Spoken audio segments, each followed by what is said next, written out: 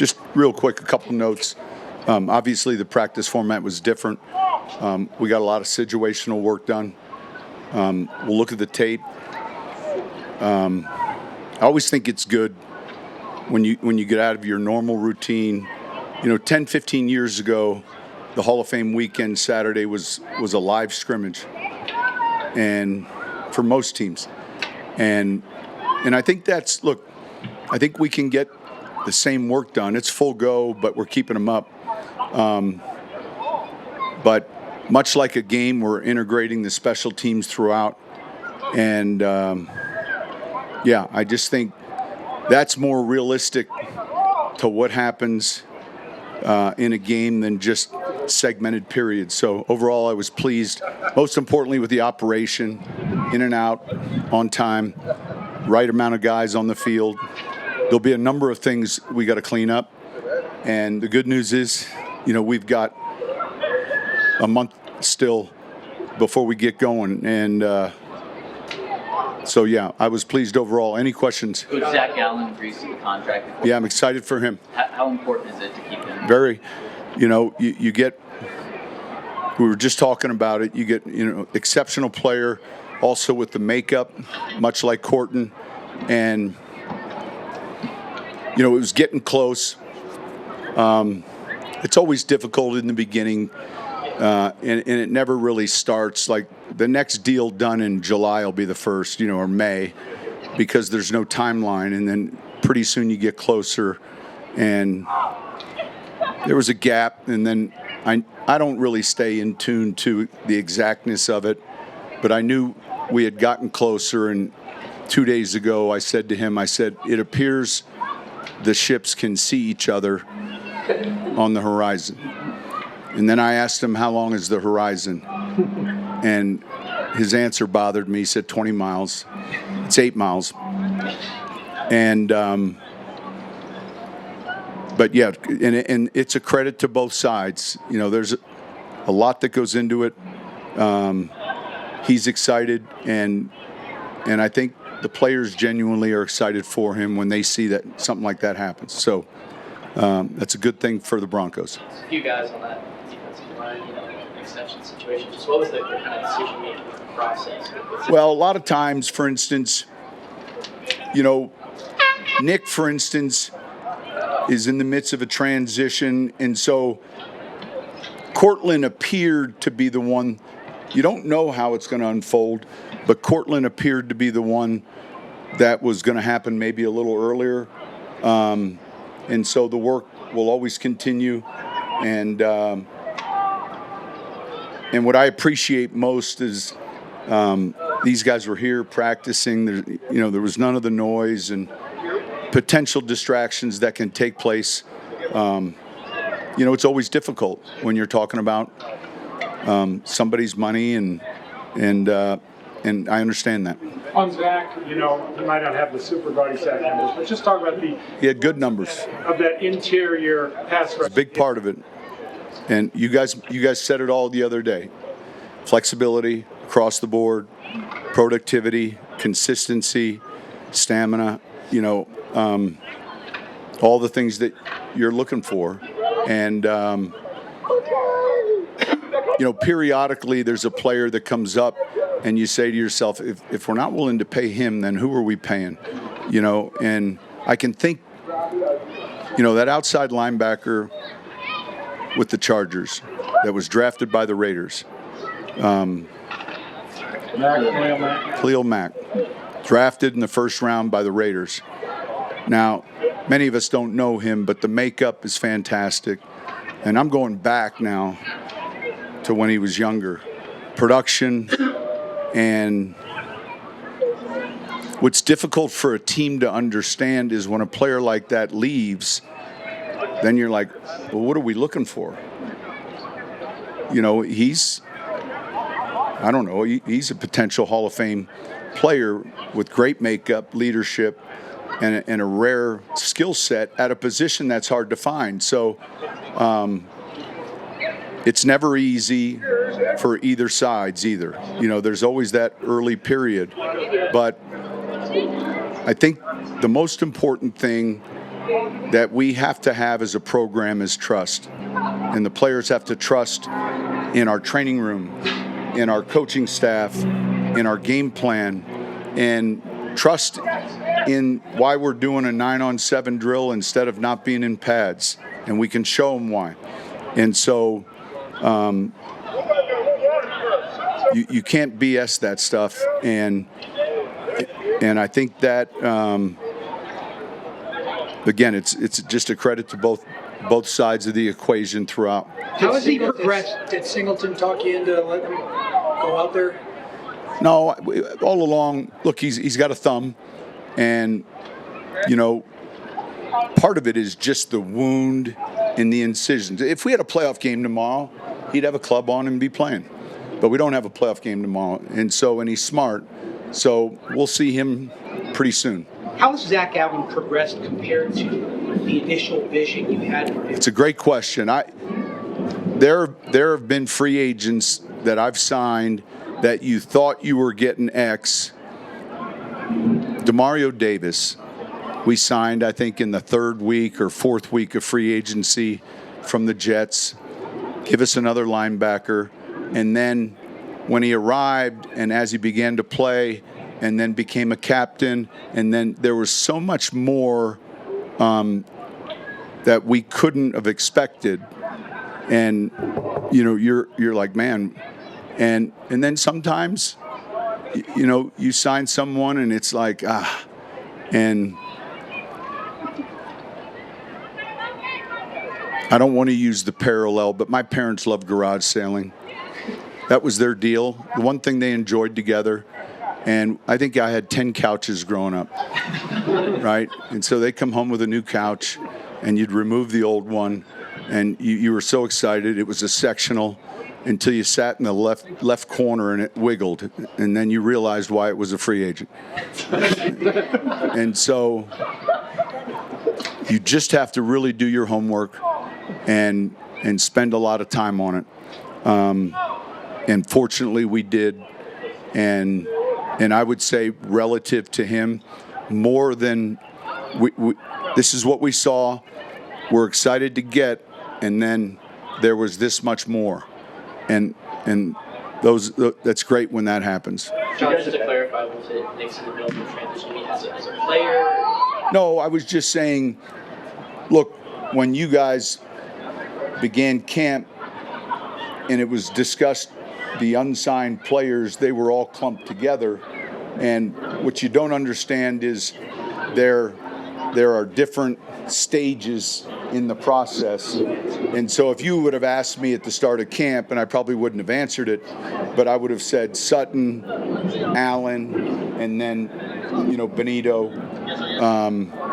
And then there's no, a player sometimes is going to say, you understand it when you sign with a year left remaining, well, there's a cost to that a little bit. You gain another year of security from injury. When you sign as a free agent, that number is probably bigger. And so those are all the decisions that weigh into the player and the organization's mind.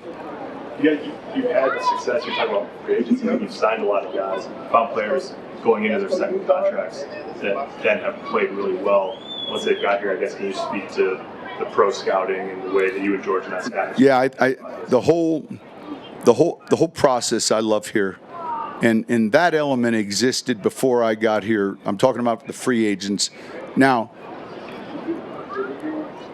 the process, and then as we begin to implement, what exactly do we value in that process? In other words, then it becomes much more select. If you're not careful, you're signing a player just to create excitement, like the new roller coaster at an amusement park, but you have them for the year. And so they've got to meet, and I say this all the time, we're at a point where we ask ourselves, how will the locker room feel about this player? Like, we owe it to the locker room to answer that question. And that's extremely important. Sean, talk about that Wednesday practice your players have, with how good you liked it, how much you like Wednesday's practice. With the practice like today, with the emphasis on situational stuff and everything. It's just understanding the movement, the down and distance, and if I put the ball on the 20-yard line and I say we're going to have a run play action period, first and second down, it's a very narrow focus for everyone. But if I spot the ball and say we're moving it, well, then mentally our game is played from first down to 3rd and 2, back to 1st and 10, 2nd and 15.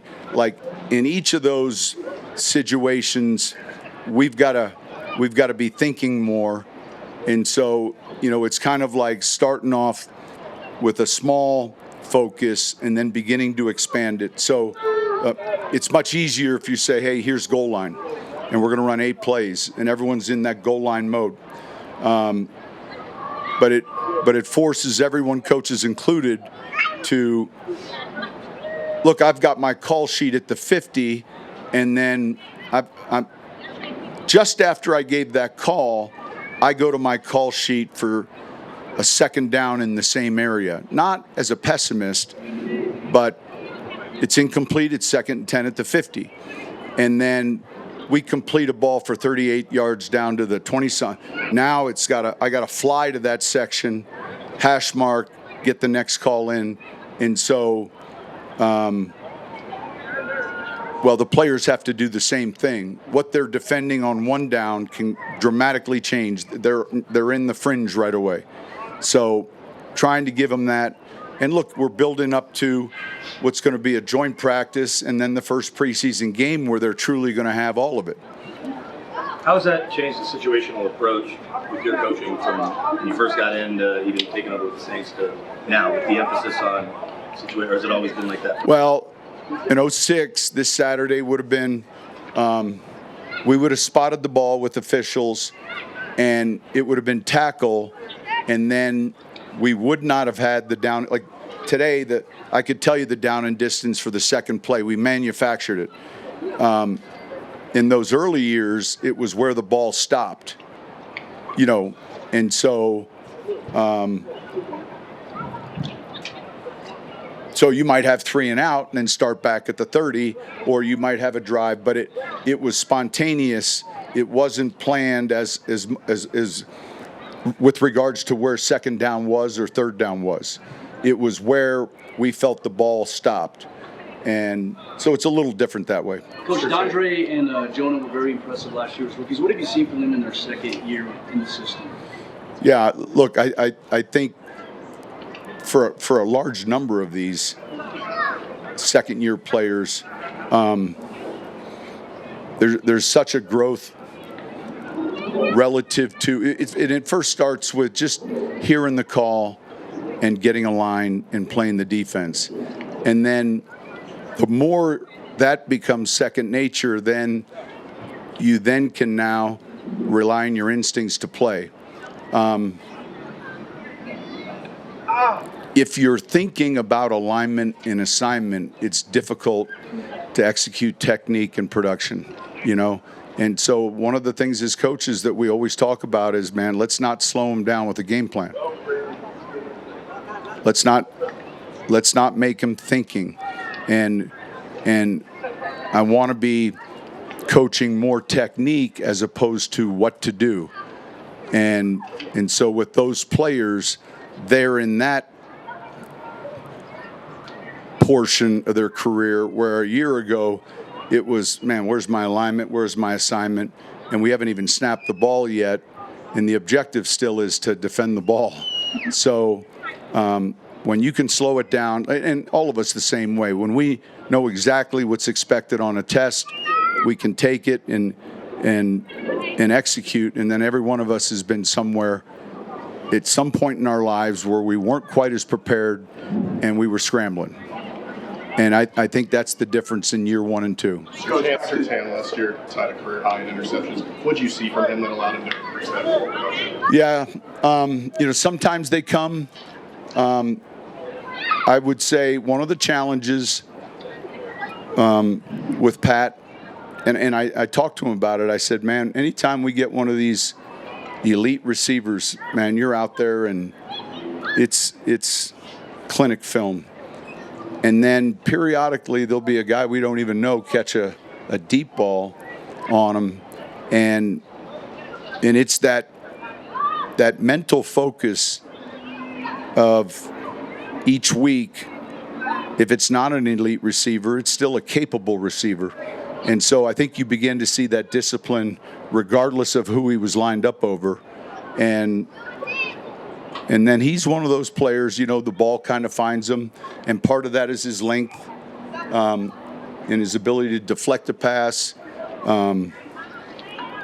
He's a rare athlete. And so, and I think it helped when we brought in the old timers and one of the guys going into or being recognized, the safety who had, 49 interceptions, 44.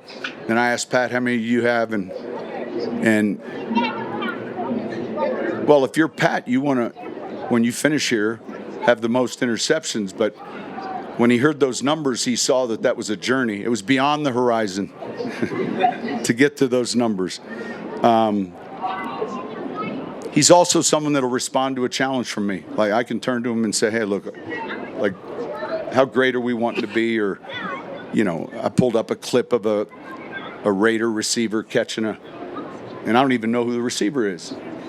And he's extremely coachable. He wants to please. That's a great trait. And I think, you become Defensive Player of the Year and you're in his echelon, then there's that, not pressure, but there's that added expectation as to this is the club I'm in, and it's a difficult club, and this is what everyone expects. So having the officials here the last couple of days, can you tell some of the things they're going to be focusing on this year? The very first thing would be line of scrimmage.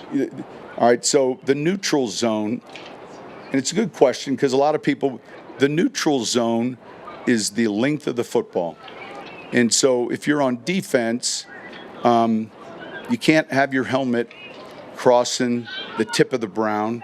And if you're on offense, receivers, so they're trying to clean up the line of scrimmage. And so you saw some of those flags, either receiver, tackles, defense lining up into. But if you just took the length of the football and then shadowed it out, that's kind of the no-go zone for everyone. And now, they're not going to split hairs, but we've all seen egregious alignments where people, and that's a big point of emphasis. And so I'd rather see it here. The players get upset. And I just finished telling them, I said, look, I've done this a long time. I've yet to see an appeal heard and overturned. It doesn't happen.